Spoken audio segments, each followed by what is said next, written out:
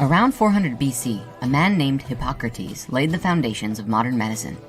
He believed that the human body had an innate capacity for self-healing, with the highest form of medicine to the body being everything that we put into it. Let food be thy medicine became a Hippocratic oath, which is still recited by medical doctors today. Over the course of history, our modern approach to treating illness has changed dramatically. Today, doctors receive little, if any, training in nutrition. We have a system revolving around a pill for every ill, and the healthcare system fights to keep it that way. Heart disease and cancer are the two top killers in the US annually.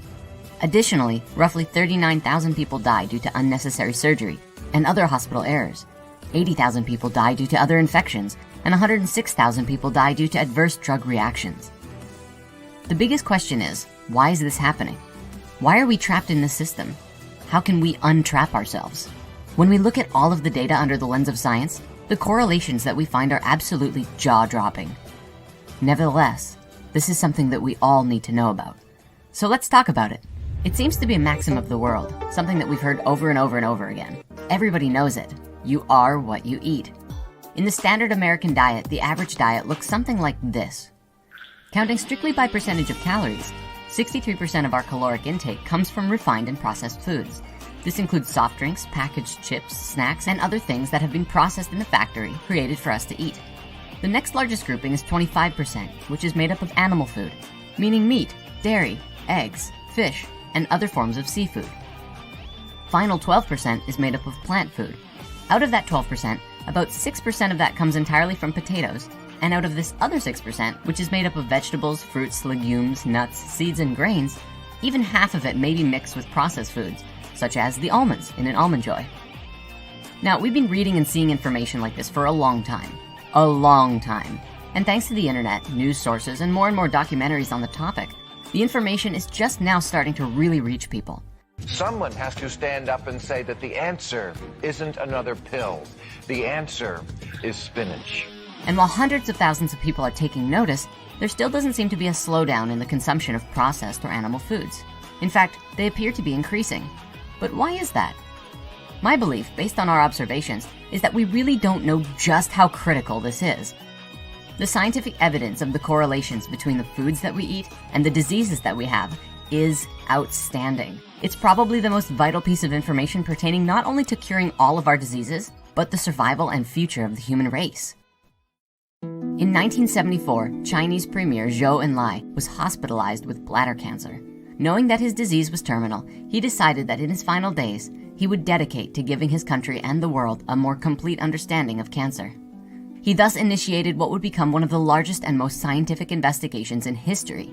650,000 researchers cataloged the mortality patterns caused by several types of cancer between the years 1973 and 1975. The study encompassed every county across China and over 880 million people. Zhou died in 1976, years before his study was complete. Published in 1981, the Cancer Atlas was the result of Zhou's initiated study. It shows a highly unusual distribution of different types of cancer in China, which tended to be clustered in certain hotspots.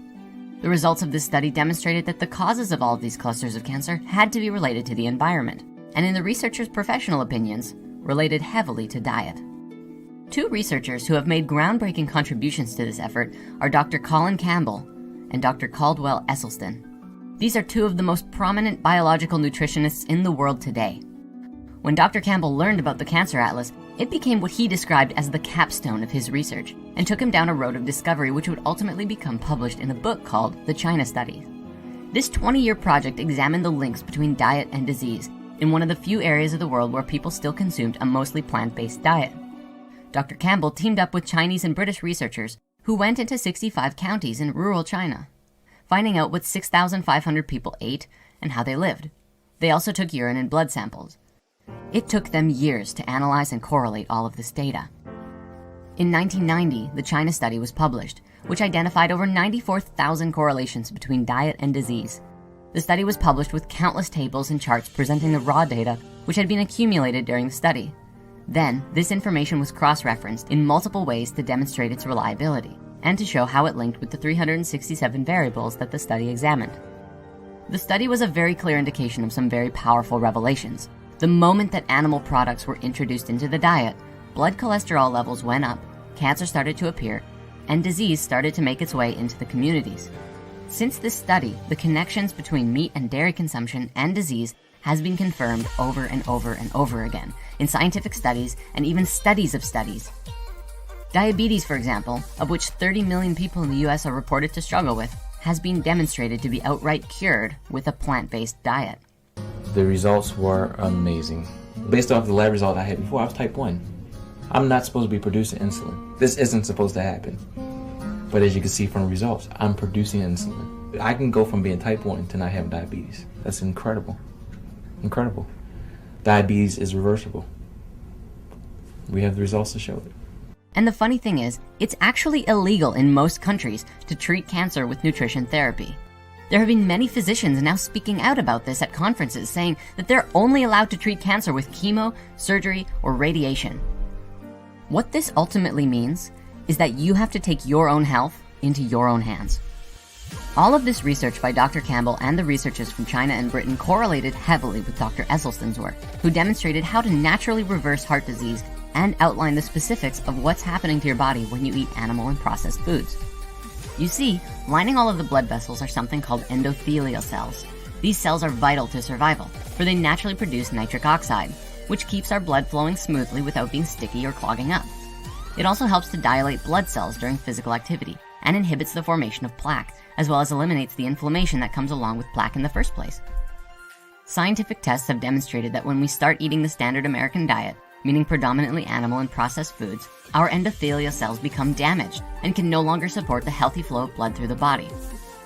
This leads to clogged arteries, diseases, cancers, feeling heavy, and cloudiness of the mind. And at the top level of all of this research, it really shows that a plant-based diet is beneficial for human health, and an animal or processed food-based diet simply is not.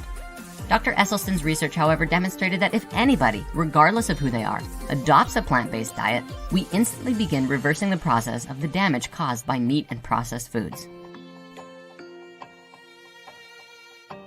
Let food be thy medicine. According to new research on the standard American diet, today only between 6 and 12% of the foods that we eat come from plant-based sources. Sickness is abundant in the world, but there is something we can do about it. We have to change our own lives, and we have to do it by changing what we're putting into our bodies. If we continue to eat a predominantly animal and processed food-based diet, we will destroy ourselves. In fact, we already have to a large extent. Not only is this way of life linked to all of our degenerative diseases, but they are also linked to a tremendous amount of CO2 which we are releasing into the atmosphere, which we'll be covering soon. Change yourself, change the world. You are what you eat. It's time to shift our way of life. See you next time.